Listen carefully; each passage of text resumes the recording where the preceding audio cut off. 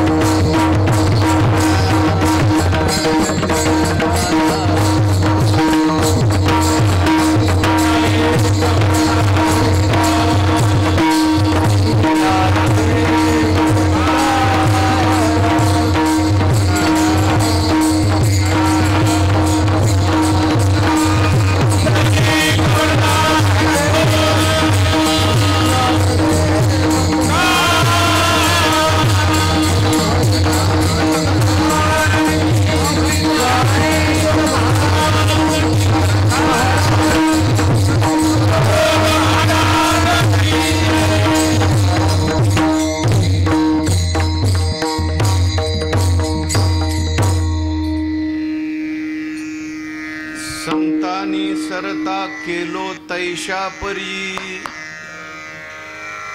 चंदनिते बोरी व्यापिली गुणदोष याती न विचारी काही ठाव दिला पायी आपुलिया तुका म्हणे आले समर्थाच्या मना तरी होय राना रंक त्याचा गुणदोष याती न विचारी काही ठाव दिला पायी आपुलिया विठ्ठल विठ्ठल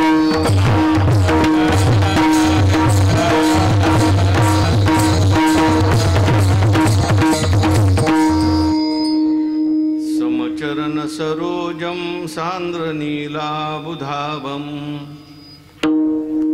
जघननिहित पानी मंडनम मंडनानाम तरुण तुलसीमाला कंधरम कंजनेत्रम सदय धवलहासं विठ्ठलं चिंतयामि पांडुरंगा करू प्रथम नमन दुसरे चरणा संतांचिया त्यांच्या कृपादाने कथेचा विस्तारो बाबाजी सद्गुरुदास तुका नमो ज्ञानेश्वरा नमो ज्ञानेश्वरा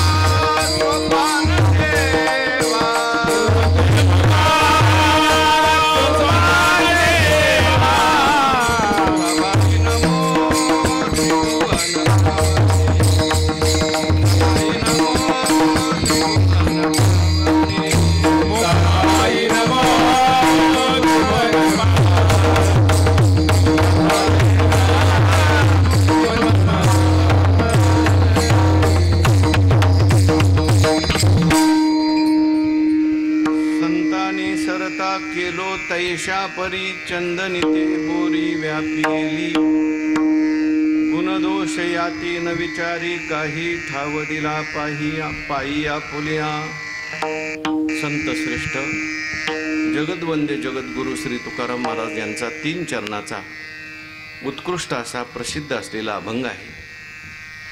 संतांनी आपल्यावर कशा पद्धतीने कृपा केली दृष्टांताच्या माध्यमातून महाराजांनी सांगितलंय। विठ्ठल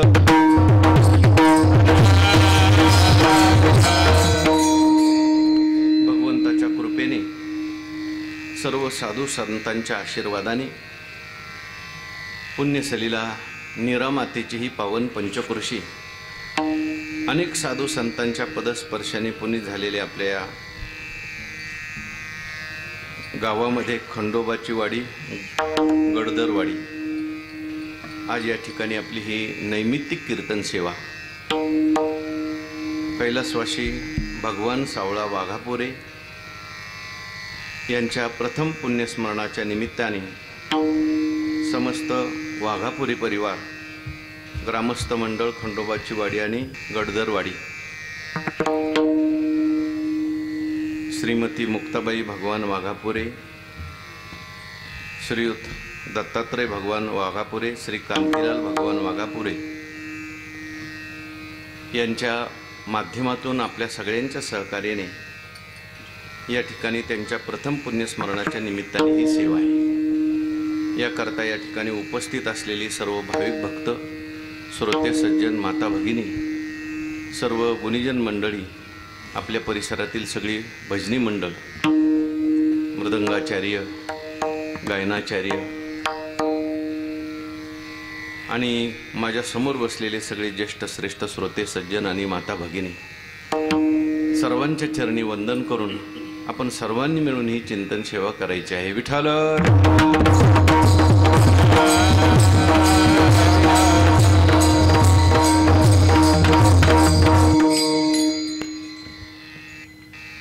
आपल्या या गावातील आपल्या परिसरातील एक सेवाभावी व्यक्तिमत्व दादा वाघापुरे त्यांच्या प्रेमस्तव ही सगळी मंडळी या ठिकाणी जमलेली आहे। दादांचं व्यक्तिमत्व सेवाभावी स्वरूपाचा असल्यामुळे आपल्या परिसरामध्ये अनेक गावामध्ये स्वयंपाकाची सेवा करण्याकरता दादा जात असतात आणि त्या माध्यमातून दादांचा आणि आपल्या परिवाराचा सगळ्यांचाच ऋणानुबंध अनेक दिवसापासूनचा आहे आणि त्या प्रेमातून आलेली ही सेवा आहे. विठ्ठल विठ्ठल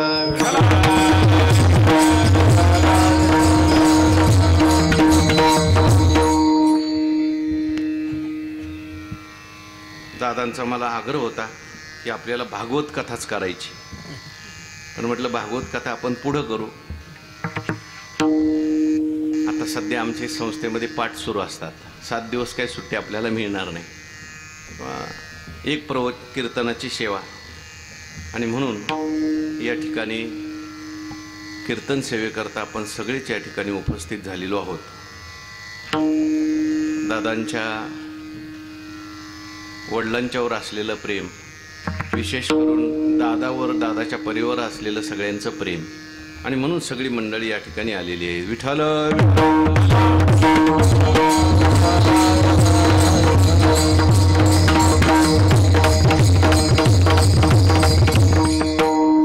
आपल्याकडे पुण्यस्मरण करण्याचा विधी आहे, श्राद्ध करण्याचा विधी आहे. शास्त्राने आपल्याला जे काही कर्म सांगितलेले आहेत त्याच्यामध्ये हे नैमित्तिक कर्म आहे. 4 प्रकारची कर्मशास्त्र निर्देशित करतं. पहिलं जे कर्म आहे ते नित्य कर्म आहे. जे शास्त्राने आपल्याला रोज करायला सांगितलंय त्याला नित्य कर्म असं म्हणतात. उदाहरणार्थ रोज सकाळी उठल्यानंतर आंघोळ करणं नित्य कर्म आहे. आंघोळ झाल्यानंतर तुळशीला पाणी घालणं, देवपूजा करणं, आपल्याला वाचता येत असेल तर काही स्वाध्याय करणं. प्रत्येकाने आपल्या जीवनामध्ये हे नित्यकर्म केलं पाहिजे. नित्यकर्म झाल्यानंतरच मग आपला व्यवहार केला पाहिजे. एखादा मनुष्य म्हटला मी जर हे सगळं केलं नाही आणि लेवायला बसलो तर काय फरक पडतो. तुकाराम महाराज त्याच्यासाठी एक शब्द वापरतात, काही नित्य नेमावीन अन्न खाये तोची श्वान. आपण नित्यनेम न करता जर जेवायला बसलो तर तुकाराम महाराज म्हणतात मग तुझ्यात आणि कुत्र्यात काय फरक राहणार नाही. म्हणून प्रत्येकाने नित्यकर्म केलं पाहिजे. नित्यकर्मानंतर शास्त्र आपल्याला नैमित्तिक कर्म सांगतात. ही सगळी षटकर्म सांगितलेली आहेत. गृहस्थाश्रमात तर विशेष करून 6 कर्माचा विचार आहे. विठ्ठल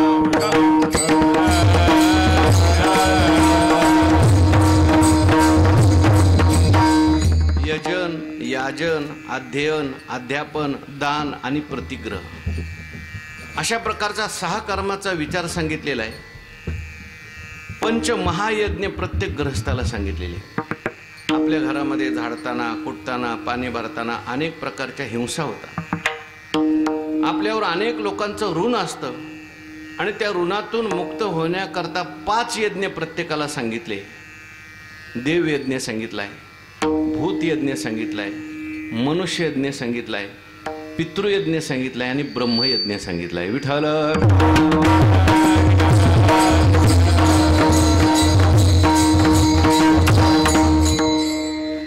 अग्निमुखी हवन, न करील देवता पूजन, प्राप्त वेळे भोजन ब्राह्मणांचे. ज्ञानोबाराय सांगतात हे सगळे पंचकर्म करायला सांगितले, पंचयज्ञ करायला सांगितले. तो जो कोणी करणार नाही मग त्याच्याकडे जेवढं असलेलं आहे ते सगळं निघून जातं आणि जे आहे ते त्याला भोगता येत नाही, अशी त्याची परिस्थिती होते. पितृयज्ञ सांगितलेलं आहे, पितरांचं कार्य आपल्याला करायला सांगितलंय. जर पितरांचं कार्य व्यवस्थित केलं नाही, पितरांचं कार्य म्हणजे फक्त श्राद्धच नाही बरं का, जे वडीलधारी मंडळी असतील त्या सगळ्यांची सेवा सांगितली. त्या वडीलधाऱ्या मंडळींची जर आपल्याकडून सेवा घडली नाही, त्यांचे आशीर्वाद जर आपल्याला लागले नाही तर पुढच्या पिढीला सगळ्या अडचणी तयार होतात. विठ्ठल विठ्ठल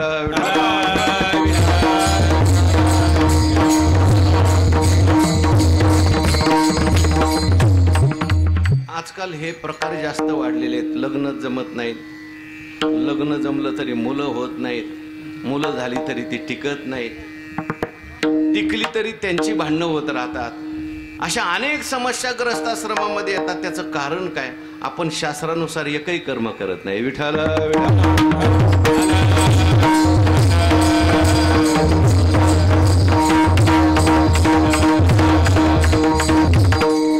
शास्त्रात सांगितलेली कर्म जर व्यवस्थित केली तर मग आपोआप त्या ठिकाणी आपल्या जीवनातले प्रतिबंध दूर होत असतात, जीवन सगळं सुलभ होत असतं.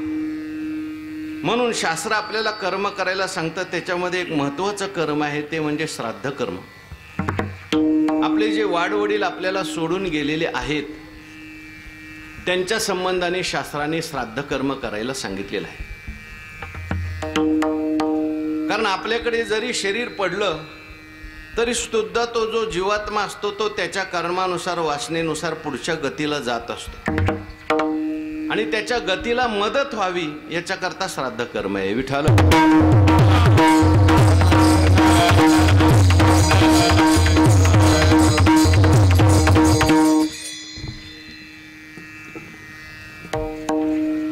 आपण आपल्याला व्यक्ती जी काही सोडून गेलेली आहे त्यांनी आपल्याकरता भरपूर धन कमवून ठेवलं असेल, भरपूर पैसे जोडून ठेवले असतील, भरपूर शेतीवाडी घेऊन ठेवली असतील. त्यांना बरोबर काही घेऊन जाता येत नाही. तशी व्यवस्था अजून नाही आहे. आणि तशी जर व्यवस्था असती तर प्रत्येक जण आपापलं घेऊन गेला असता. इथं काही कोणी शिल्लक ठेवलं नसतं. त्यांनाही बरोबर घेऊन जाता येत नाही आणि आपल्यालाही त्यांना काहीच पाठवता येत नाही. पण एक गोष्ट अशी आहे की ती आपल्याला बरोबरही जाऊन घेऊन जाता येते आणि एक गोष्ट अशी आहे की ती आपल्याला त्यांना पाठवताही येते.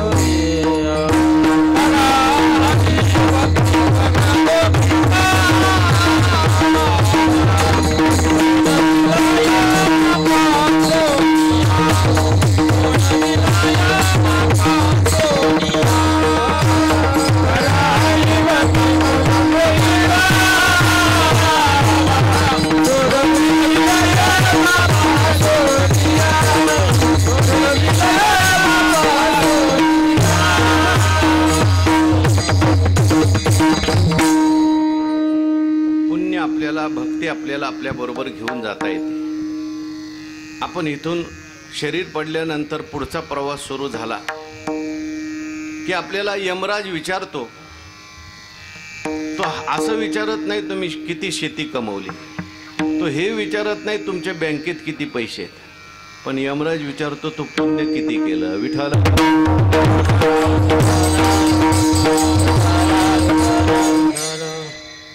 गुरुवर्य दृष्टांत सांगत असतात. एक मनुष्य रेल्वेने प्रवास करत होता आणि प्रवास करत असताना तिकीट तपासणारा आला. बाबा तुमचं तिकीट दाखवा. तिकीट दाखवा म्हटल्यानंतर तो मनुष्य म्हणायला लागला तू मला ओळखत नाही का? म्हटले कोण आहेत तुम्ही? म्हटले आमक्या आमक्या गावचा मी सरपंच आहे. तो म्हटला तुम्ही सरपंच असाल तर मी तुम्हाला नमस्कार करतो, पण आता तुम्ही रेल्वेत प्रवास करत आहेत, मला तुम्ही तुमचं तिकीट दाखवा. तुला कळत नाही का मला तिकीट विचारतो?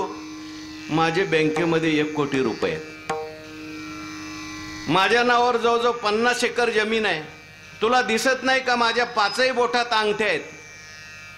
तो तिकीट तपासणार म्हटला ते बाकीचं सगळं जो असेल ते तुम्हाला लखलाभ असो, पण तुम्ही प्रवास करताय तर मला इथं तुम्ही तिकीट दाखवलं पाहिजे. तसं शरीर पडल्यानंतर आपला पुढचा प्रवास सुरू होतो आणि तिकीट तपासणारा यम येतो आणि तो आपल्याला विचारतो तू पुण्य किती केलंय सांग. विठ्ठल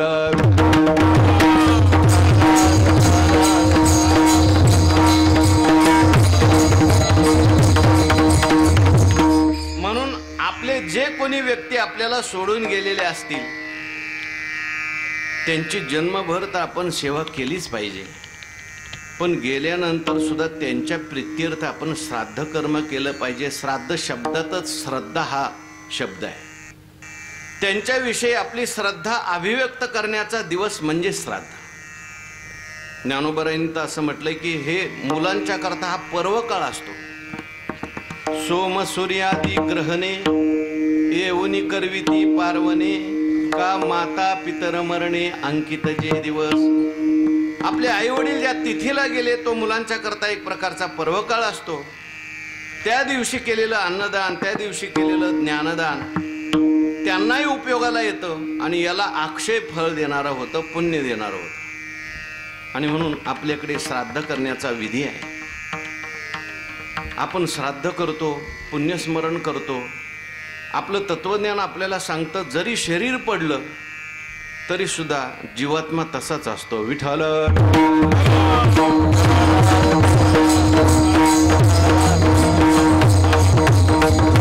शरीर वेगळं आहे ना आत्मा वेगळा आहे हे श्राद्धातून आपल्याला शिकवलं जातं. कारण शरीर जर आत्मा असता तर मग श्राद्ध, शरीर तर पडलंय, शरीर तर जाळून टाकलंय आणि जाळलेल्या शरीराचा श्राद्ध करायचे काय कारण आहे. पण आपलं शास्त्र आपल्याला सांगतं शरीर म्हणजे आपण नाही. शरीर जरी पडलं तरी जीवात्मा वेगळा असतो आणि जीवात्म्यापेक्षा पुन्हा आत्मा वेगळा आहे. जीवात्मा हेही शरीरात जीवाचं स्वरूप नाही, शरीर हेही जीवाचं स्वरूप नाही. खरं शरीर जीवाचं स्वरूप आहे आत्मा. ममैवांशो जीवलोके जीवभूत सनातनः मनःषष्ठानि इंद्रियाणि प्रकृतिस्थानि कर्षति. विठ्ठल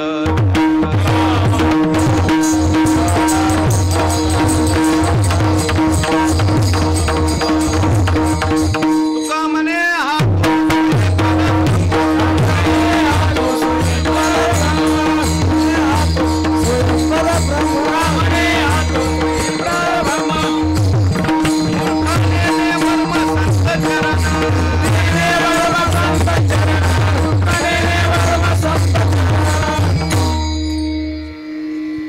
भागात नाही अजून ते गाथापाठ करू राहिले.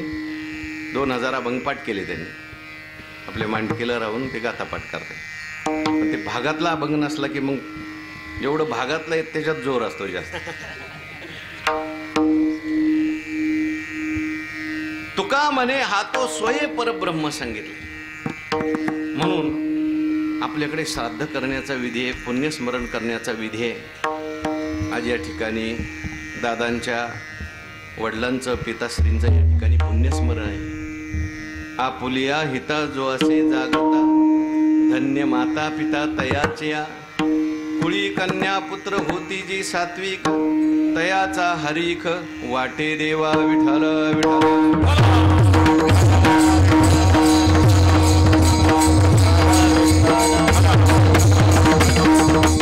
घरामध्ये कुळामध्ये एखादी जरी सात्विक व्यक्ती असतील, बाकीचे कसेही असतील, तर ती एक व्यक्ती सुद्धा आपल्या सगळ्या कुळाचा उद्धार करू शकते.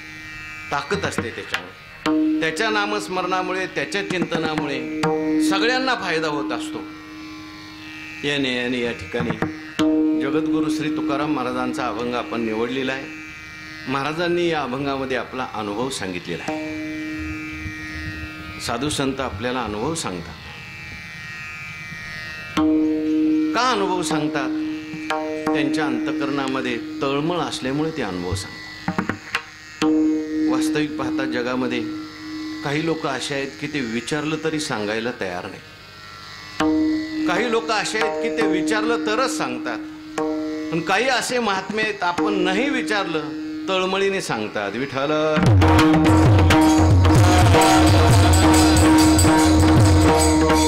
काही लोक असे आहेत की विचारलं तरी सांगायला तयार नाही. एखाद्या माणसाला जर आपण विचारलं, अहो गडदरवाडीला जायला रस्ता कोणता आहे, तो म्हणतो तुला सांगायला मी तो उभं राहिलो का.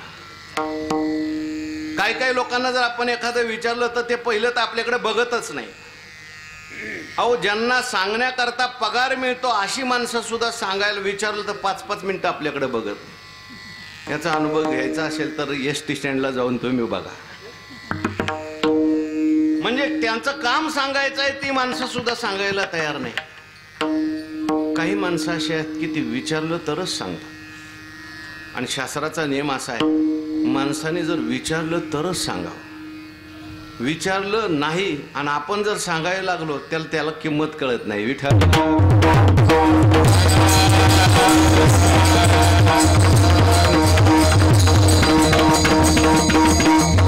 म्हणून शास्त्र बोलता ना पृष्ठः कश्चित ब्रूयात. एखाद्याने आपल्याला विचारलं नाही किंवा एखाद्याने अन्यायाने विचारलं तरी सांगू नये असं सांगितलं. कारण पुढच्या माणसाची जर ऐकण्याची तयारी नसेल ना आपण जर उपदेशाचे ढोस पाजायला लागलो तर त्या माणसावर चांगला परिणाम व्हायच्या ऐवजी विपरीत परिणाम होण्याची शक्यता असते.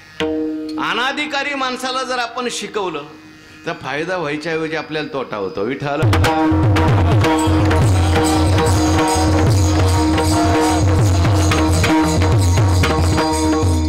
म्हणून विचारलं तर सांगावं नियम आहे. पण संत आपल्याला नाही विचारलं तरी सांगतात.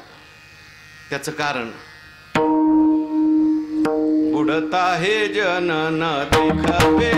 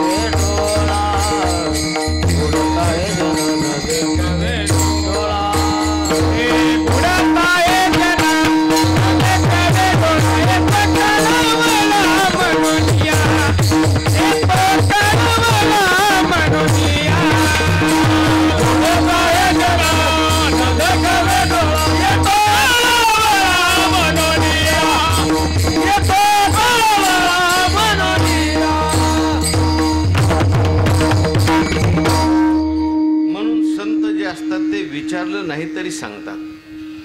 आजच्या अभंगामध्ये आलेला अनुभव तुकाराम महाराजांनी सांगितलेला आहे. आनंदाचा अनुभव आहे, परमात्म्याचा अनुभव आहे आणि म्हणून तो सांगावासा वाटतो. सामान्य एखादा व्यवहारातला अनुभव माणसाला आला आनंदाचा असेल तर तो सांगितल्याशिवाय मनुष्य राहत नाही. मग हा तर परमानंदाचा आनंद आहे, अनुभव आहे, देवाचा अनुभव आहे. तो माणसाला सांगावासा वाटतो. श्रीमद भगवद्गीतेमध्ये भगवंतांनी आपले भक्त भजन कसं करतात त्याचं वर्णन केलंय. मच्चित्ता मद्गत प्राणा बोधयंत परस्परम कथयंतश्च माम नित्यम तुष्यंती च रमंती च. ज्ञानोबारांनी त्याच्यावर सुंदर भाष्य केलंय. ज्ञानेश्वर महाराज म्हणतात, कमळ कळिका धालेपणे हृदयीच्या मकरंदा ते राखोनेने दे राया रंका पारणे आमोदाचे. कमळ एकदा का उमललं सगळ्यांना सुगंध देतं. तसं संतांना देवाचा अनुभव आला, संत सगळ्यांना वाटत राहतात. विठ्ठल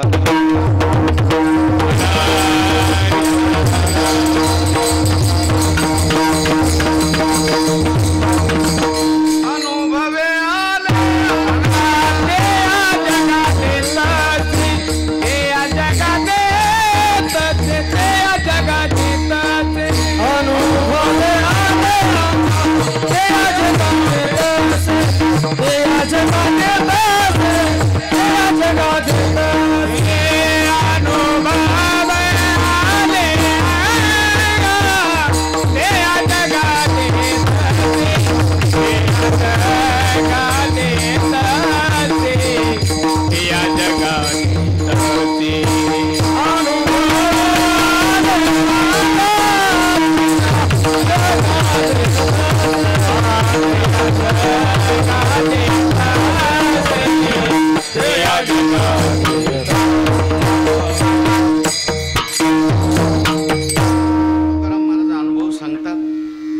तुकाराम महाराजांना अनुभव आला त्याची थोडीशी पार्श्वभूमी आपण पाहू.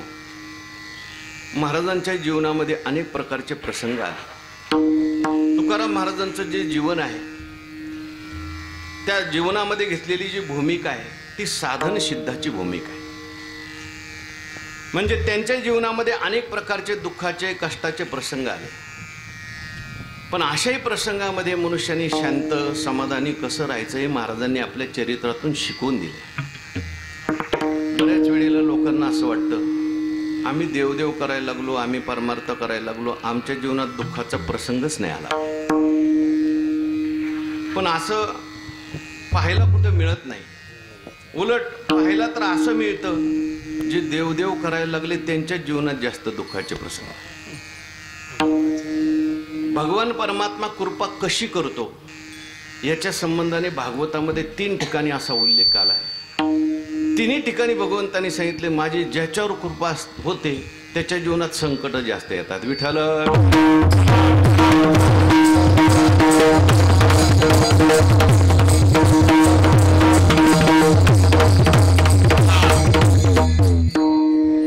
भगवान परमात्म्याने ज्यावेळेस बलीचं सर्वस्व हरण केलं,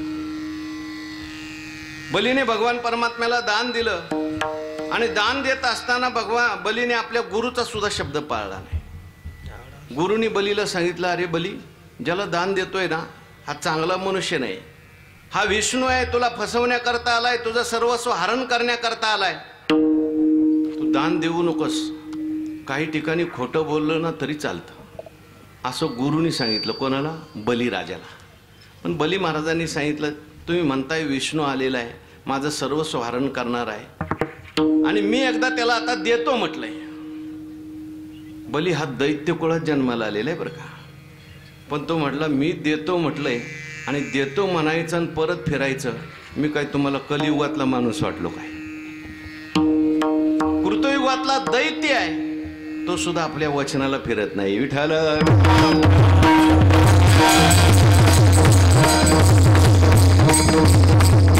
अरे बाबा, पण तू गुरुचं ऐकत नाही, तुझं सगळं सर्वस्व जाईल ना. सर्वस्व जाईल असं म्हटल्यानंतर बली म्हटलं गेलं तरी चालेल, पण आज माझ्या पुढे मागायला साक्षात जगाचा मालक उभा राहिलेला आहे म्हणून मी देणार. दिलं बलीने. भगवंतानी सर्वस्व घेतलं आणि घेतल्यानंतर तिथे ब्रह्मदेव प्रगट झाले. ब्रह्मदेव म्हटले देवा, बलीने तुम्हाला सर्वस्व दिलं, सर्व काही तुमची भक्ती केली, तुम्ही त्याचं सर्वस्व घेतलं. असं जर तुम्ही करायला लागले, ज्याला जो तुम्हाला भक्ती करतो, नामस्मरण करतो, त्याला तुम्ही पाताळात घालायला लागले, तर कोण तुमची भक्ती करील? त्या भगवान हसले, म्हटले ब्रह्मदेवा तुला माझी कृपा कळणार नाही. बऱ्याच लोकांच्यावर मी कृपा करत असताना त्यांचं सगळं घेऊन टाकतो. विठ्ठल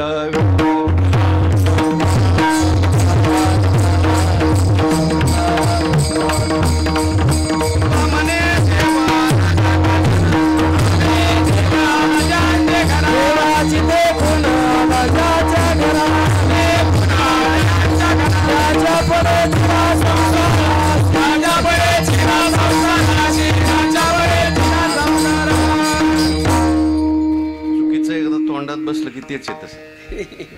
देवाची ते खून आला ज्याच्या घरा, त्याच्या पडे चिरा संसाराची.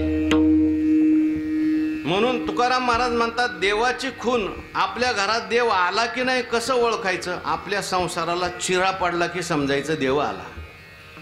पण असं जर एखाद्याला म्हटलं ते म्हणते तुमचं परमार्थच नको आम्हाला. विठ्ठल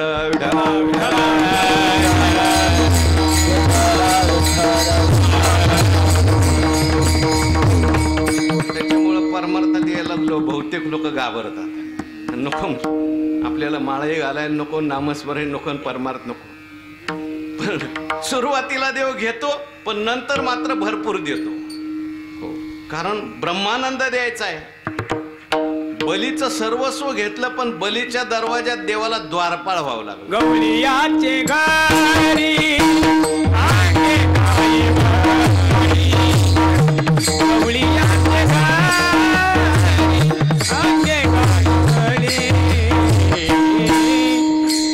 द्वारपाळ भरी द्वारी घाला, द्वारपाळ भरी द्वारी जा.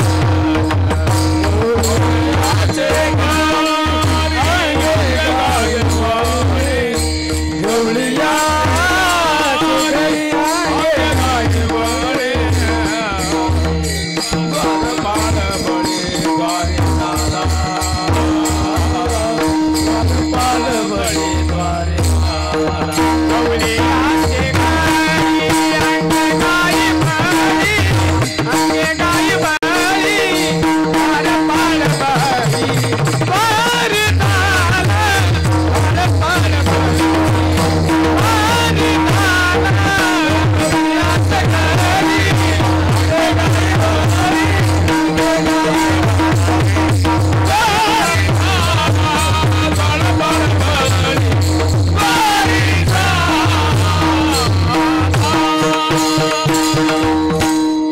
महाराजांच्या सुद्धा जीवनामध्ये अनेक प्रकारचे दुःखाचे प्रसंग आले. कदाचित आपल्या जीवनात एवढे जर दुःखाचे प्रसंग आले तर आपण परमार्थात टिकणार सुद्धा नाही. अनेक प्रसंग आले. लोकांनी गावात राहू दिलं नाही, त्या ठिकाणी अनेक प्रकारचा अपमान केला, दुष्काळ पडला, आधिभौतिक, आध्यात्मिक, आधिदैविक असे तिन्ही प्रकारची दुःख एकाच वेळेस आली. त्रिविध मुख्य आघवे, उपद्रवाचे मेळावे, वरी पडिलिया नव्हे वाकुडा जो, सगळ्या बाजूने चोहोकडून सगळ्या प्रकारची दुःख आली. मग महाराजांनी विचार केला, संसार म्हटलं की या संसारात हे सगळं असंच आहे. किती जरी प्रयत्न केला आपण दुःखातून वाचण्याचा, तर संसारात कुठून नाही कुठून दुःख आल्याशिवाय शिवाय राहतच नाही. एक सुखाचे दिवस येतात की लगेच काही नाही काहीतरी होतच असतं. कोणीतरी मरतं, कोणीतरी आजारी पडतं, कोणाचा तरी अपघात होतो, कोणीतरी भांडायला येतं, काही ना काही संसारात चालूच असतं. मग महाराजांनी विचार केला, आता आपल्याला शाश्वत सुखाचा शोध घेतला पाहिजे. महाराजांनी ऐकलं संतांच्या मुखातून, ग्रंथामध्ये वाचलं, हे असं एक सुख आहे की जे सुख मिळाल्यानंतर किती जरी दुःखाचे प्रसंग आले तरी मनुष्य विचलित होत नाही. कुठे मिळेल आपल्याला सुख ते? महाराज त्या ठिकाणी महाराजांच्या लक्षात आलं की असं सुख आपल्याला संतांच्या जवळ मिळेल. सुख एक हेची ठाई बहुपायी संतांजवळ आपल्याला ते सुख मिळेल असं म्हटल्यानंतर मग महाराज त्या संतांच्या शोधात निघाले. भगवंताचं नामस्मरण केलं, देवाला प्रार्थना केली, देवा मला त्या ठिकाणी संत कधी भेटतील आणि कधी मला ते सुख प्राप्त होईल. आणि देवाने महाराजांची प्रार्थना ऐकली. महाराजांना संत भेटले. नुसते संत भेटून चालत नाही बरं का, संतांची कृपा व्हावी लागते. विठ्ठल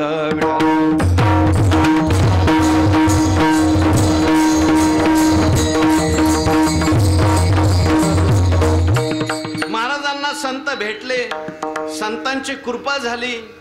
आणि कशी संतांनी कृपा केली त्या कृपेचा अनुभव महाराज पाहिले. संताने सरित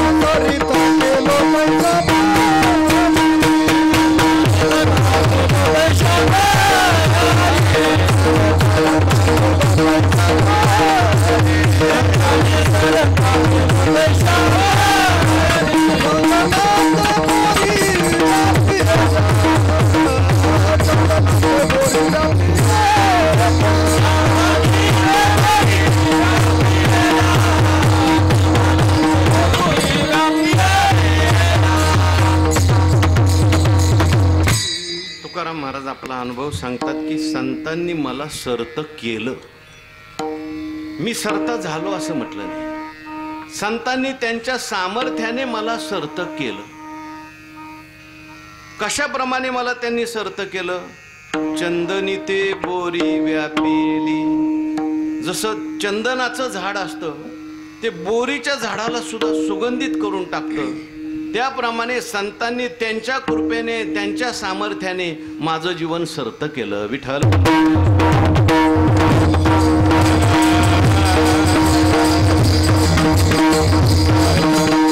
आता संत कोण आहेत? संतांनी सरत केलं म्हणजे नेमकं काय केलं आणि त्याच्याकरता चंदनाचा आणि बोरीचा दृष्टांत का दिलेला आहे? पहिला शब्द आहे संत. कोणाला म्हणायचं संत? तर संत हा काही वेशावर अवलंबून नाही, संत हा काही विशिष्ट देशावर अवलंबून नाही. स्त्री आहे का पुरुष आहे का लहान आहे का मोठा आहे, संतांच्या लक्षणात जो बसला तो संत आहे. मग तो कोणी का असेना.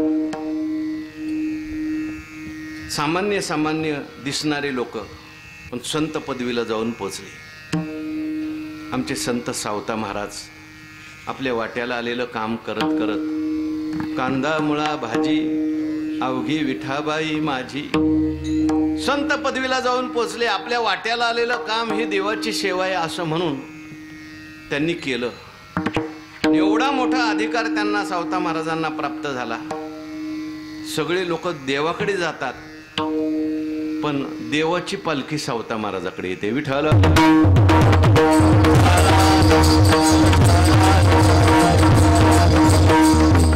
सामान्य आमच्या जनाबाई दिसायला सामान्य होत्या पण नामदेव महाराजांचा सहवास घडला, नामस्मरण केलं, चिंतन केलं आणि संत पदवीला प्राप्त झाल्या.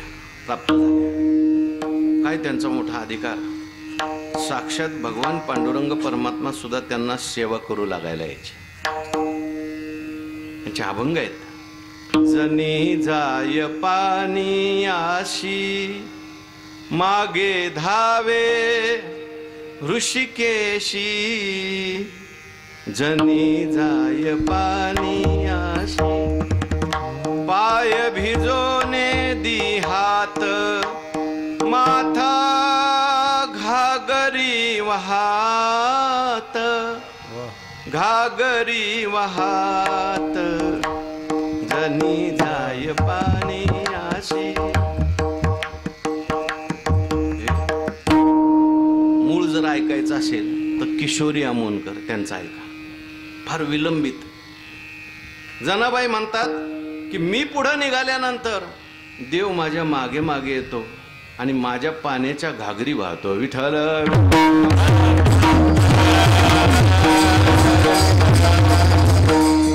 अशी ज्यांची कीर्ती संपूर्ण महाराष्ट्रात, महाराष्ट्राच्या बाहेर सुद्धा जनाबाईंची कीर्ती पसरली. काशीमध्ये जनाबाईंची कीर्ती गेली. कोण अशी बाई आहे की ज्यांना पाणी भरू लागण्याकरता देव येतो. आणि म्हणून संत कबीरांना असं वाटलं आपण त्यांचं दर्शन घ्यावं. म्हणून काशीवरून कबीर महाराज जनाबाईंना भेटण्याकरता पंढरपूरला आले. सकाळी सकाळीच जनाबाईंना विचारत कुठं राहतात जनाबाई, जनाबाई कुठं राहतात, संत जनाबाई कुठं राहतात. चाललेले असताना एका ठिकाणी कबीर महाराजांनी एका बाईला विचारलं संत जनाबाई कुठं राहतात. नेमकी जनाबाईची त्या बाईची गोवऱ्यावरून भांडणं झाली होती. त्याच बाईला विचारलं जनाबाई कुठं राहतात.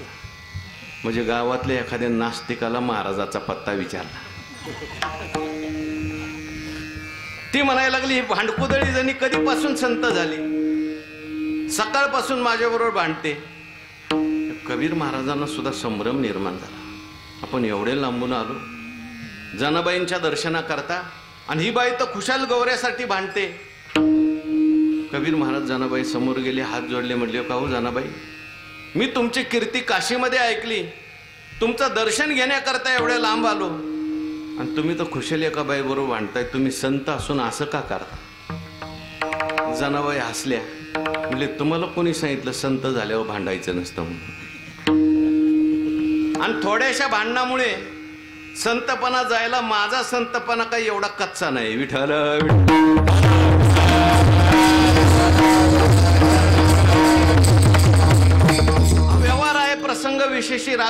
बोलावं लागतं, कधी कधी भांडावं लागतं, कधी कधी रडावं लागतं. पण हे सगळं करत असताना हे सगळं बाहेरून पाहिजे, आत नको. अशा असणाऱ्या संत जनाबाई संतांच्या लक्षणात बसले. ते संत आत्मज्ञाने चोखडी, संत ही माझी रूपडी, तेथ दृष्टी पडू आवडी, कामिनी जैशी, या उपाधी माझी गुप्त, चैतन्य जे सर्वग, ते तत्वज्ञ संत स्वीकारिते. अशा संतांनी मला सर्त केलं. आता सर्त केलं म्हणजे नेमकं काय झालं? महाराज म्हणतात आतापर्यंत सगळे भेटले, पण परत करणारे भेटले, सर्त करणारं कोणीच भेटलं नाही. विठ्ठल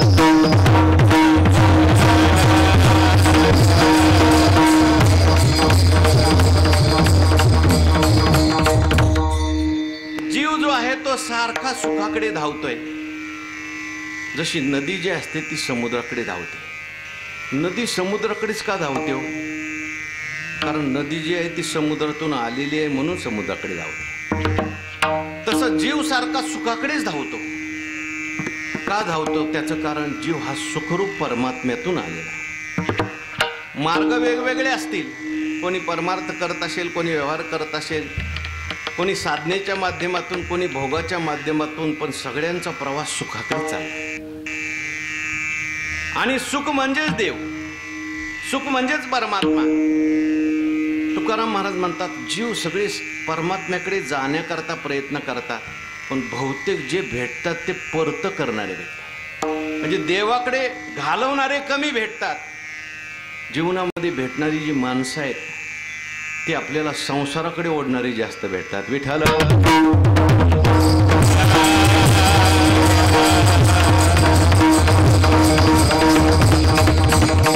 महाराज म्हणतात मरती मेली नेनो,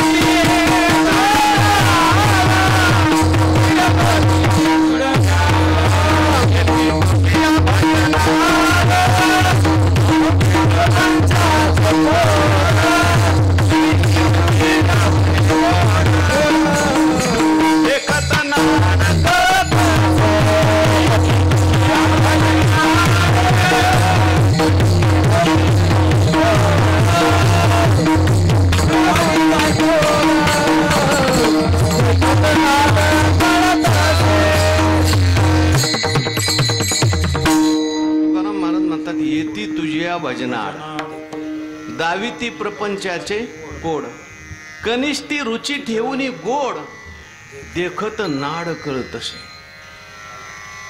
माझ्याकडे येणारी लोक तुकाराम महाराज म्हणतात सगळी आडवीच येतात. मला भजनाच्या आड येतात, परमार्थाच्या आड येतात.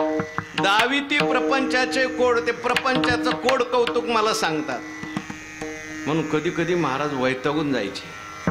आलं लोक जर बोलायला लागले महाराज सरळ सांगून द्यायचे, नका मजपाशी वधू प्रपंचाचे विषय. संसारातलं काय सांगायचं असेल तर ग बसा. विठ्ठल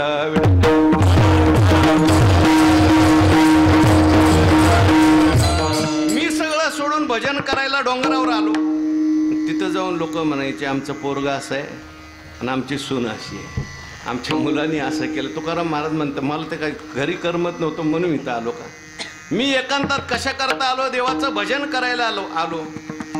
म्हणजे परत करणारे सगळे भेटतात, पण तुकाराम महाराज म्हटले की संत भेटले. आणि संतांनी मात्र मला काय केलं? सर्त केलं. सर्त केलं म्हणजे देवाची प्राप्ती करून दिली. विठ्ठल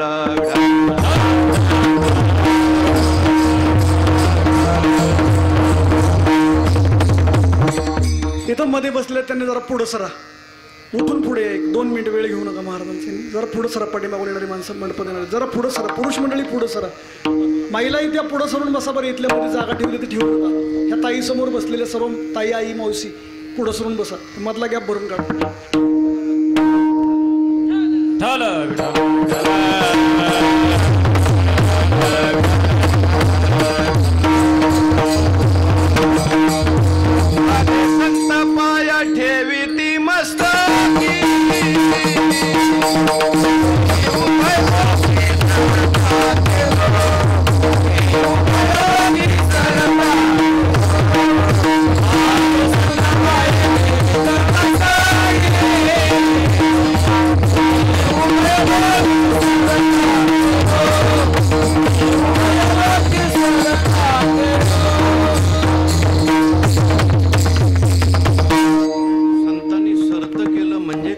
केलं नेमकं? महाराजांनी दृष्टांत देऊन सांगितलंय, चंदनी ते बोरी व्यापी. चंदनाची आणि बोरीची उपमा दिलेली आहे. संतांना महाराजांनी चंदनाची उपमा दिलेली आहे आणि सामान्य जीवाला बोरीची उपमा दिली. संतांना चंदनाची उपमा का दिली? चंदनामध्ये जसे गुण असतात तसे संतांच्या मध्ये गुण असतात. चंदनामध्ये सगळ्यात पहिला गुण असा असतो की चंदनाच्या झाडाजवळ जे झाड गेलं त्याला चंदन सुगंध देत असतं, म्हणजे त्याला सुद्धा ते सुगंधी करत असतं. ज्ञानोबारायांनी एक ओवी लिहिली. ज्ञानोबाराय म्हणतात, चंदनाचे न्यांगानिले शिवतले निंब होते जे जवळे, तीही निर्जीवी देवाची निढळे वैसका केली. चंदनाच्या अंगावरून आलेला वारा एका लिंबाच्या झाडावर गेला आणि लिंबाचं झाड सुगंधी झालं. एका माणसाला चंदनाची पानं मिळाली नाही म्हणून त्याने लिंबाची पानं नेली आणि ती देवाच्या डोक्यावर ठेवली. लिंब देवाच्या डोक्यावर जाऊन बसला. त्याला कारण जर काय असेल तर ती चंदनाची संगती. पण चंदनाच्या सहवासात आलेली झाडं जी आहेत त्याला चंदन सुगंधी करतो. आपण जर त्या ठिकाणी चंदन घ्यायला गेलो तसं तर चंदन आता बाजारात मिळत नाही बरं का विकत, आणि विकला तर कायद्याने बंदी आहे. पण त्या म्हैसूर भागामध्ये दक्षिणेकडे चंदन विकणारे काही लोक असतात. त्यांना जर आपण विचारलं आहे का चंदन, ते म्हणतात आहे. एक विधभर लाकूड असतं. किती रुपयाला हो चंदनाचं लाकूड? ते म्हणतात 1 लाख रुपये. याच्यापेक्षा स्वस्त नाही का? ते म्हणतात त्याच्या शेजारचं लाकूड घ्या, तेही विधभरच असतं. हे किती रुपयाला? म्हटले 50,000. याच्यापेक्षा स्वस्त नाही का? म्हणजे त्याच्या शेजारचं घ्या, हे किती रुपयाला? म्हटले हे 25,000. दिसायला लाकडं सारखीच, विधभरच. एक 1 लाख, एक 50,000, एक 25,000. हा फरक का? ते म्हणतात पहिला जो आहे तो चंदन आहे, दुसरा त्याच्या शेजारचा आंबा आहे आणि तिसरा त्याच्या शेजारचा लिंब आहे. विठ्ठल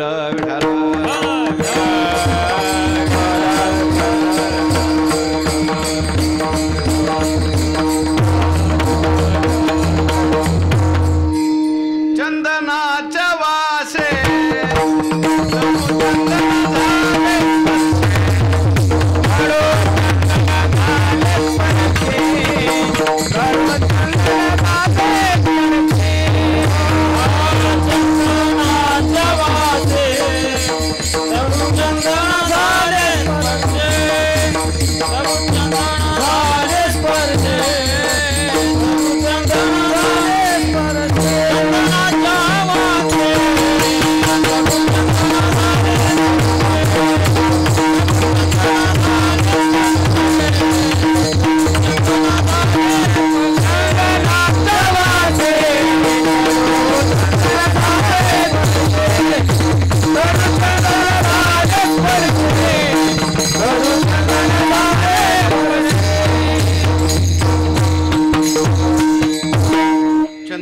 पहिला गुण आहे सुगंधी करण्याचा.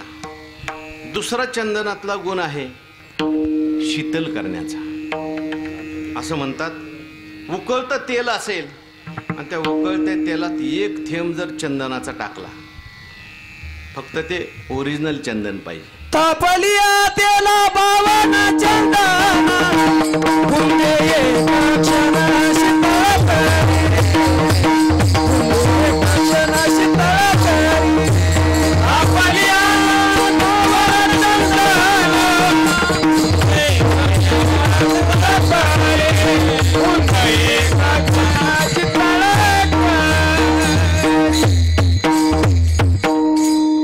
चंदनामध्ये फार ताकद आहे.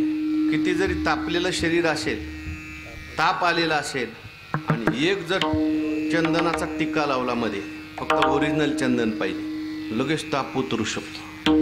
चंदनामध्ये खूप ताकद आहे. म्हणून बहुतेक मंडळी इथं काय लावतात? चंदन. म्हणजे आपल्या शास्त्रामध्ये इथं गंध लावायला सांगितलं, त्याच्या पाठीमागचं हे शास्त्र आहे.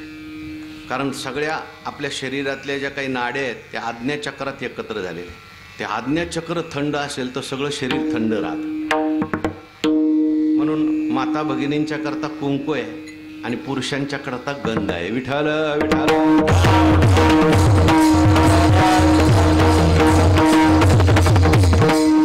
पण आता देवाची जागा टिकलीने घेतलेली आहे आणि गंध काही राहिला नाही. शास्त्र सांगतं गंध लावला पाहिजे. गंध लावल्याशिवाय त्याने केलेलं कोणतंही धार्मिक कृत्य मान्य होत नाही शास्त्रात.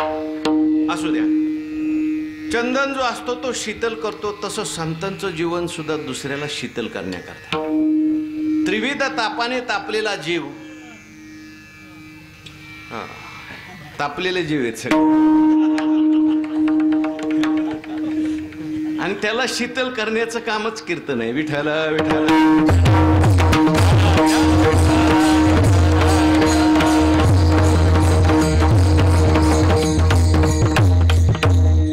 आणि तिसरा महत्वाचा गुण चंदनाचा म्हणजे चंदन लोकांच्या करता झिजतो, तसं संत सुद्धा लोकांच्या करता झिजतात. तुका म्हणे गुण चंदनाचे अंगी, तैसे तुम्ही जगी संत जन. म्हणून संतांना चंदनाची उपमा दिली आणि सामान्य माणसाला बोरीची उपमा दिली. आता सामान्य तुमच्या आमच्या सारख्याला बोरीची उपमा तुकाराम महाराजांनी का दिली? त्याचं कारण बोरीचे गुणधर्म आपल्यामध्ये आहेत. ज्ञानेश्वरीमध्ये ज्ञानेश्वर महाराजांनी दुर्जन माणसं कशी असतात, तमोगुणी माणसं कशी असतात हे सांगण्याकरता बोरीचं उदाहरण दिले. ज्ञानोबारांची कोवी आहे. ज्ञानोबाराय म्हणतात बोरी कशी असते तशी दुर्जन माणसं. गोवी गेली या जवळी, झगटली या अंग फाळी, फळे तरी आत पोळी, बोराटी जैशी. ज्ञानोबारायांनी बोराटी शब्द वापरलाय. बोरी वेगळी आणि बोराटी वेगळी. उंच जे झाड असतं त्याला म्हणायचं बोरी, आणि बांधावर जे असा बारकं छोटंसं झाड असतं त्याला काय म्हणायचं? बोराटी. बोरीला जास्त काटे तीक्ष्ण नसतात, बोराटीला जास्त असतात. आणि त्या बोराटीला कापले. ज्ञानोबाराय म्हणतात कशी असते ती बोराटी? गोवी गेली या जवळी. आपण जर जवळून जायला लागलं तर ते बोराटीचा काटा जो असतो तो आपल्याला आपल्या शर्टात अडकतो, आपल्या धोतरात अडकतो, आपल्या कपड्यात अडकतो, आणि तो आपल्याला असं ओढून धरतो. थांबा जरा चहा पिऊन जा म्हणतो. आणि आपण जर तो काटा काढायला गेलं तर दुसरा सरळ काटा असतो तो आपल्याला टोचतो. दोन काटे त्याला असतात. तसं दुर्जन माणसं असतात, यांना सुद्धा दोन काटे असतात. एक अहंकाराचा काटा आणि एक ममतेचा काटा. कुठल्याही व्यक्ती सामान्य जवळ आपण गेलो, ममतेचा काटा अशी आसक्ती निर्माण करतो, प्रेम निर्माण करतो. आणि आपण जवळ गेलं तर मग अहंकाराचा काटा टोचतो. म्हणून अशी दुर्जन माणसं बोरीसारखी, पण ती संतांच्या जवळ जर गेली त्यांचंही जीवन सुगंधी होतं. विठ्ठला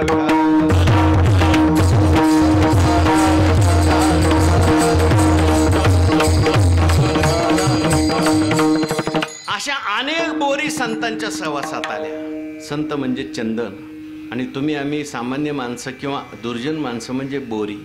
पण अशी बोरीसारखी माणसं जरी संतांच्या सहवासात गेली तरी त्यांचंही जीवन सुगंध करण्याचं सामर्थ्य संतांच्या मध्ये असतं. तुकाराम महाराजांच्या चरित्रामध्ये एक गोष्ट आली. एकदा तुकाराम महाराजांच्या घरी रात्री चोर चोरी करण्याकरता गेले. बरोबर एकादशीचा दिवस त्यांनी शोधला, कारण त्यांना माहिती एकादशीच्या दिवशी तुकाराम महाराज घरी नसतात. ते कुठं जातात? कीर्तनाला, देवळात जातात. आणि मग अशा वेळेस तुकाराम महाराजांच्या घरी चोरी करायची. आता तुकाराम महाराजांच्या घरी तसं चोरी करायला काही नव्हतंच. तुकाराम महाराज म्हटले आमच्या घरी यायला चोर घाबरतात. आम्ही सदैव सुडके जवळी येतात चोर धाके. चोराला आमच्या घरी यायला धाक वाटतो. म्हणजे बंदूक आहे म्हणून नाही बरं का. चोराला धाक का वाटतो? आमच्या घरी जर चोर रात्रीचे आले आणि त्यांनी माझ्या मुलांची परिस्थिती बघितली, थंडीमध्ये मुलं कुडकुडतायत आणि धड पांघरायला सुद्धा त्या ठिकाणी व्यवस्थित कपडे नाहीत, चोरालाच दया यायची आणि चोरच आपली घोंगडी टाकून जायचा. आणि चोराला असं वाटायचं की आपलं ह्यांच्या घरी गेलं तर आपल्या घोंगडीचं नुकसान होतं, परत जायचं नाही यांच्या घरी, म्हणून जवळी येतात चोर धाके. अशी स्थिती होती. पण महाराजांच्याकडे एक म्हैस होती. महाराजांची अशी परिस्थिती असल्यामुळे जिजाबाईंनी माहेरहून ती म्हैस आणली होती, आणि त्या म्हैशीच्या जीवावर सगळा प्रपंच चाललेला होता. म्हणून त्या ठिकाणी चोर रात्रीच्या बरोबर कीर्तनाच्या वेळेस महाराजांच्या घरी गेले. पण देवाला काळजी पडली आता हे जर चोर यांनी जर चोरी करून म्हैस नेली तर दुसऱ्या दिवशी जिजाबाई आपल्याला मंदिरात येऊन शिव्या दिल्याशिवाय राहणार नाही. देवाने कीर्तन सोडलं आणि भगवान परमात्म्याने एका राक्षसाचं रूप धारण केलं, चोरांच्या रस्त्यात उभे राहिले. चोरांनी पाहिलं भला मोठा राक्षस आहे, हातामध्ये काठी बिठी घेऊन उभा राहिलेला आहे. चोरांना असं वाटलं की गावात कोणीतरी राक्षस शिरलाय, आपलं दुसऱ्या रस्त्याने चला. तिकडे गेलं तर तिकडेही तसाच राक्षस. तिसऱ्या रस्त्याने गेलं की तिसऱ्या रस्त्याने राक्षस दिसायला लागला. मग मात्र चोरांना असं वाटलं की तुकाराम महाराजांच्या घरी आपण चोरी केली म्हणूनच आपल्या मागे राक्षस लागलाय. आता सुटायचं असेल तर एकच उपाय आहे, म्हैस सोडून द्या. म्हैस सोडून दिली चोरांनी. पण तरी सुद्धा चौथ्या रस्त्याने जायला लागले, तिथं राक्षस होताच. कारण देवच राक्षस झाला होता. देवाने विचार केला जर आता ह्यांना सोडलं तर उद्या परत आल्याशिवाय राहणार नाही, कायमचंच यांना आता मिटून टाकायचे यांची कटकट. चोरांनी विचार केला आपल्या समोर त्या ठिकाणी राक्षस आपल्याला काही सोडत नाही, आपल्या मागे लागलेला आहे. आता वाचायचं असेल तर एक चोर म्हटलं आपण कीर्तनाला जाऊ. आणि सगळे चारही चोर कीर्तनात आले. पण राक्षस त्यांच्या मागच बरं का, तो बाहेर उभा राहिला. तो म्हटला कीर्तन संपू द्या मग बघतोय का काका. एक चोर होता तो विठो रुक्माई झालं की महाराजांच्या कानाजवळ गेला. म्हटला महाराज अहो समोर बघा ना, तो राक्षस आहे, आमच्याकडे दात त्या खाऊन बघतोय, आम्हाला बाहेर या म्हणतोय. महाराजांनी सांगितलं काही काळजी करू नका. कोण आहे तो राक्षस, का बरं तुमच्या मागे लागला. ते म्हणले आमचं चुकलं. म्हणले काय चुकलं. तुमच्या घरची म्हैस चोरली होती म्हणे. मग तुकाराम महाराजच्या लक्षात आला हा राक्षस कोण आहे.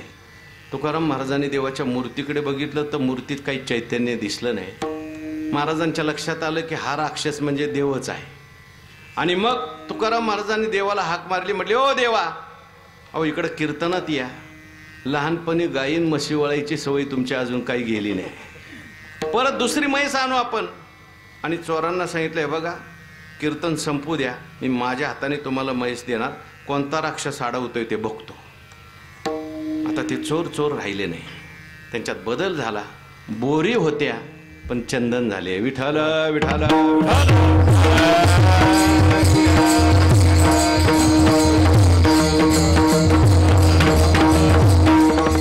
अशी अनेक उदाहरणं सांगता येतील. त्रास देण्याकरता आलेल्या लोकांचंही जीवन संतांनी बदलून टाकलेलं आहे. म्हणून चंदनी ते बोरी व्यापिली. पण तुकाराम महाराजांना हा चंदनाचा दृष्टांत जो आहे तो थोडासा कमी वाटला. कारण चंदन जरी सुगंधी करत असला तरी 2 झाडं सोडून देतो चंदन. चंदनाच्या सहवासात 2 झाडं किती जरी जवळ असली तर त्यांचं जीवन सुगंधी होत नाही. त्याच्यामध्ये पहिली आहे केळी आणि दुसरं आहे वेळू. तुका म्हणे वेळू चंदना संगती, तुका म्हणे वेळू चंदना संगती, तुका म्हणे वेळू चंदना संगती, तुका म्हणे वेळू चंदना संगती. गायत्री असती जवळीके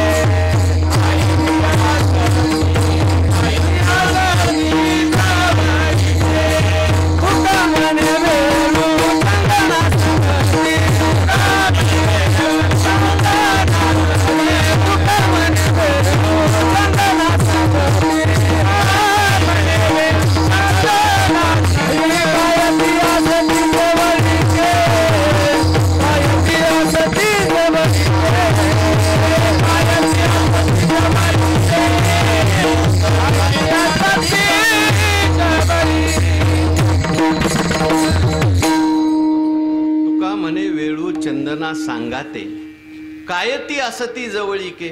वेळू चंदनाच्या संगतीत राहत नाहीत का. पण वेळू जरी चंदनाच्या संगतीत राहिले तरी त्यांना काय उपयोग होत नाही. कारण चंदन त्या वेळूला सुगंधी करत नाही. एक जणांनी मला विचारलं का हो महाराज सगळ्याला सुगंधी करतंय चंदन आणि त्या वेळूलाच का सोडतो. म्हटलं वेळूचं दुसरं नाव काय. काय नाव म्हणतं वेळूला, काय म्हणतात बांबू.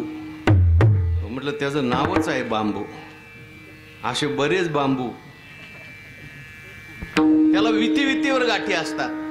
चंदन त्यांना सुगंधी करू शकत नाही, केळी त्यांना सुगंधी करू शकत नाही. पण संतांनी त्या बांबूलाही हाताला धरलं, त्याची पताका बनवली. विठ्ठल विठ्ठल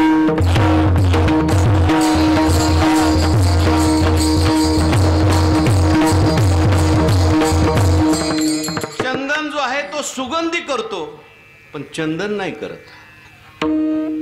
दुसऱ्याला सुगंधी करतो, काही दिवस तो सुगंध राहतो, पण चंदन तो करत नाही. आपलं स्वरूप देत नाही, आपला सुगंध देतो.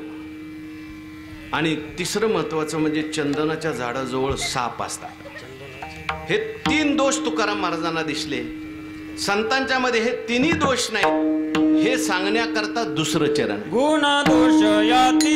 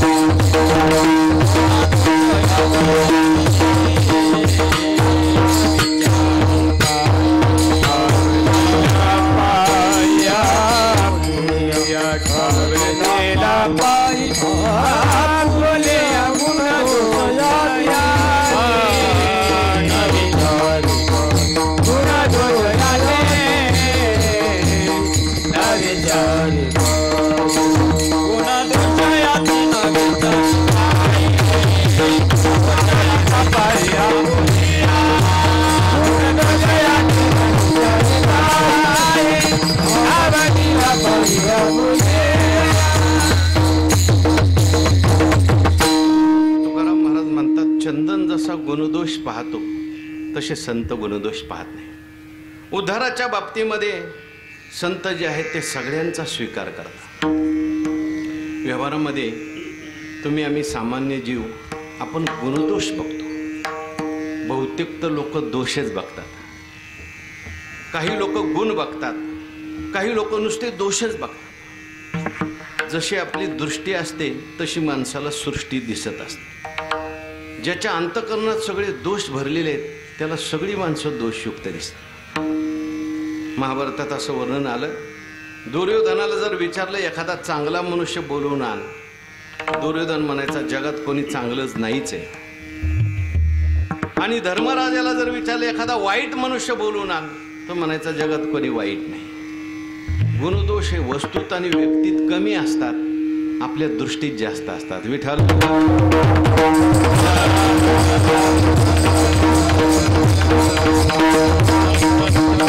आपल्या अंतःकरणामध्ये जर प्रेम असेल, प्रेमाच्या व्यक्तीत प्रेम जर असेल तर माणसाला दोष सुद्धा गुण दिसतात. आपली प्रिय व्यक्ती असेल, चुकली तरी मनुष्य म्हणतो चुकतच असतं, असं होतच असतं. मनुष्य हा चुकीचा पुतळा आहे समजायचं. आपल्या अंतःकरणात प्रेम आहे. प्रेम असलं की दोष दिसत नाही, आणि प्रेम नसलं की मग माणसाला गुण दिसत नाही. आजकाल गावागावात भांडणं सुरू आहेत, भावाभावात भांडणं सुरू आहेत, घराघरात भांडणं सुरू आहेत. त्याला कारण काय? प्रत्येकजण दुसऱ्याचा दोष बघतो, आणि दोष बघायला लागलं की भांडणं येतात. खरं जर प्रेम असेल तर मग मनुष्य दोष बघणार नाही, आणि दोष नाही बघितला की भांडणं होत नाही. पण दोष दृष्टी झाली त्याला कारण प्रेम, प्रेमाचा अभाव. संतांना मात्र सगळ्यांच्या विषयी प्रेम असतं. त्यामुळे संत शक्यतो जरी दोष असला त्याचा दोष आपल्या सामर्थ्याने दूर करतात, त्याला गुणी बनवतात. विठ्ठल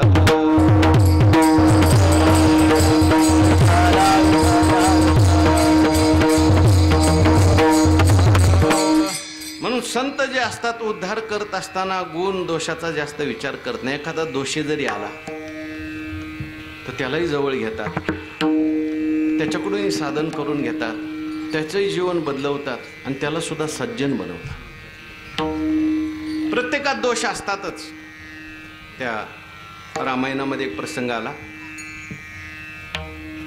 रामप्रभूंनी रावणाला मारलं, आणि मारल्यानंतर हनुमंतराय सीतामातेला आणायला गेल्यानंतर सीतामातेला नमस्कार वगैरे केला, आणि आजूबाजूच्या सगळ्या राक्षसी दिसल्या.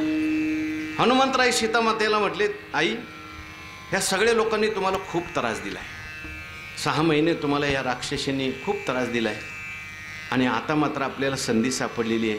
मी ह्या सगळ्या राक्षसी नाही त्यांना शिक्षा करतो. कोणत्या राक्षसीला काय शिक्षा द्यायची तुम्ही सांगायचं. शेजारी राक्षस हिचे केस उपटून टाकू का, हिचे दात पाडू का, हिला असं करू का, या सगळ्यांनी आपल्याला त्रास दिलेला आहे. सीतामाई म्हटली कोणालाच काय करायची गरज नाही. का बरं म्हटले, अरे हनुमंता ह्या सगळ्या रावणाच्या सेविका होत्या. रावण सांगत होता म्हणून तशा वागत होत्या. आता रावण मेला, आता आपण सांगितलेलं तसंही वागतील. मनुष्य हा वाईट नसतो, मनुष्यात जे दुर्गुण शिरतात ते वाईट असतात. सगळी माणसं चांगलीच आहेत, पण दुर्गुण येतात संस्कारामुळे, संगतीमुळे, त्यामुळं माणसं वाईट बघतात. पण साधू माणसाने, सज्जन माणसाने मात्र सगळ्यांच्या बाबतीमध्ये क्षमा करायला शिकावं. विठ्ठल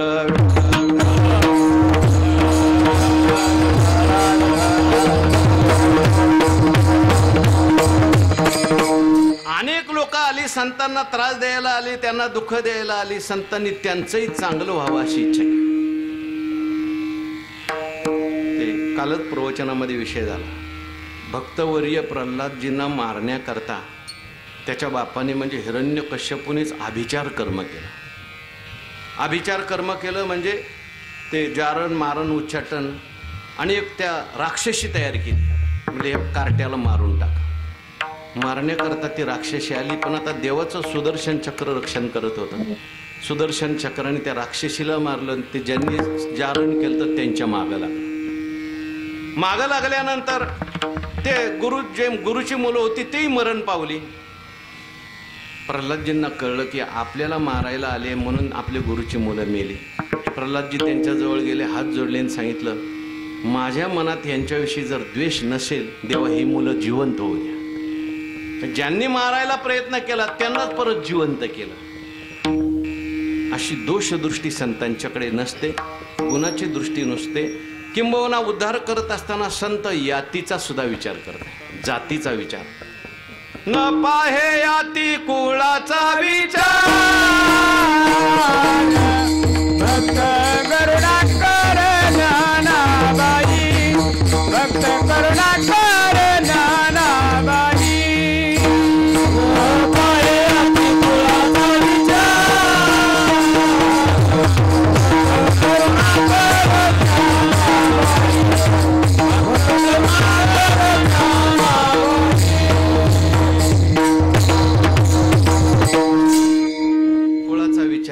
जातीचा विचार हा व्यवहार करताय. लग्न करायचं असेल, बाकी काय सोयरी करायची असेल त्याचा विचार आहे, परंतु भक्तीमध्ये मात्र कुळाचा आणि जातीचा विचार नाही. असं वर्णन केलंय. वैष्णवाची याती वाणी जो आपण भोगील पतन कुंभपाक. वैष्णवांची जात जो काढेल त्याला कुंभपाक नावाच्या नरकात जावं लागतं. विठ्ठल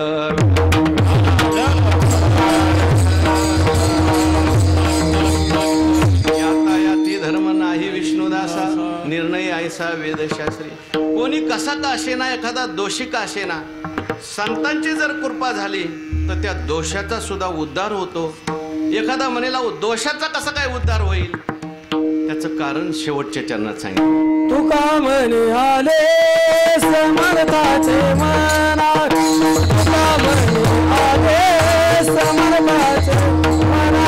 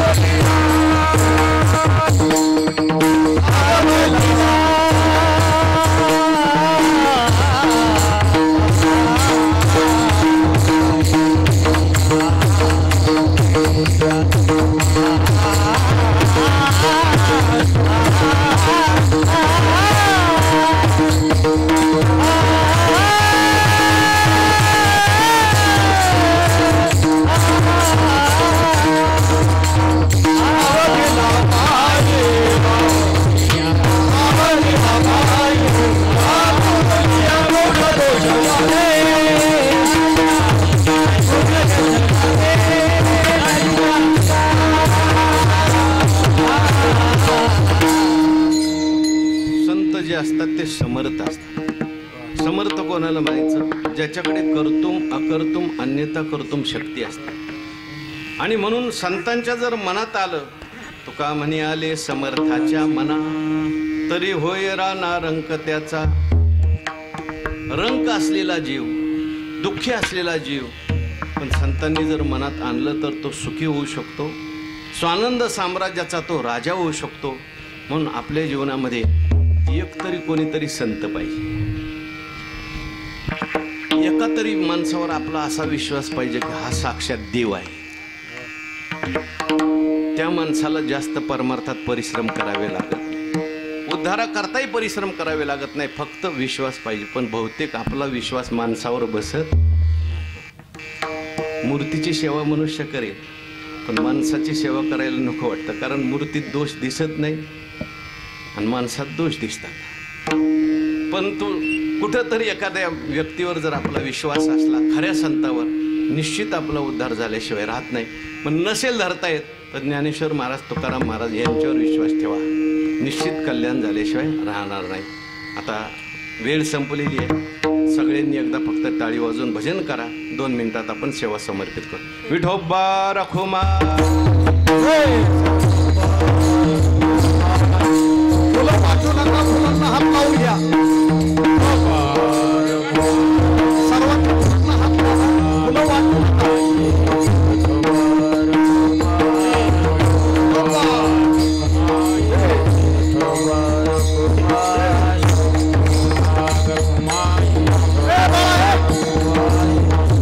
ऐका ना, ती फुलं वाटतात, हात लावा,